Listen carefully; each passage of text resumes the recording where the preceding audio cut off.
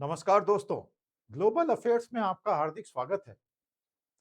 OPEC यानी दुनिया भर को पेट्रोलियम और कच्चा तेल सप्लाई करने वाला सबसे बड़ा ऑयल कार्टेल देशों का समूह अपने एग्जिस्टेंशियल क्राइसिस की तरफ धीरे-धीरे बढ़ता हुआ दिख रहा है। यूएई ने ओपेक को गुड बाय कर दिया है, तलाक दे दिया है और वो अपनी अलग राह पे निकल पड़ा है। ऐसा क्यों हुआ? देखिए, यूएई जो है, यूनाइटेड अरब एमिरेट्स, वो पिछले कुछ सालों से ओपेक और ओपेक प्लस जिसमें रशिया भी आता है, उसमें काफ़ी घुटन महसूस कर रहा था। क्योंकि यूएई का ऐसा मानना है कि उसके जो नेशनल गोल्स हैं और उसने जो 2030, 35, 40 के लिए खुद के लिए सोच के रखा है, उसमें ओपेक के कायदे कानून बड़े आड़े आ रहे हैं। तो ऐसा कौन-सा कानून आड़े आ रहा है भाई? देखिए, ओपेक में क्या है कि ऑयल के प्रोडक्शन के एनुअल कोटा तय हो जाते हैं। हर सदस्य देश को उस कोटा के अंदर ही काम करना है, उसके बाहर आप जा नहीं सकते, वो गलत माना जाता है।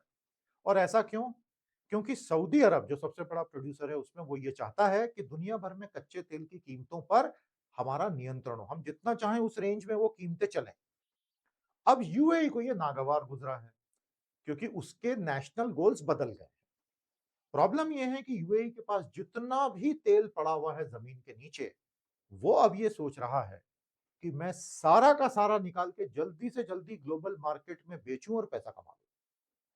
ओपेक के चक्कर में रहा तो शायद मैं ऐसा कभी भी नहीं कर पाऊंगा। और अगर मैंने छोड़ दिया और खुद का कर लिया, तो मेरे जो अगले 10, 15, 20 साल के डाइवर्सिफिकेशन के प्लान है, जिसमें मुझे ट्रिलियंस ऑफ डॉलर्स की जरूरत पड़ेगी, उसके लिए मुझे फंडिंग मिल जाएगी। ऐसा सोच के यूएई ने ओपेक को ऑफिशियली गुड बाय कर दिया।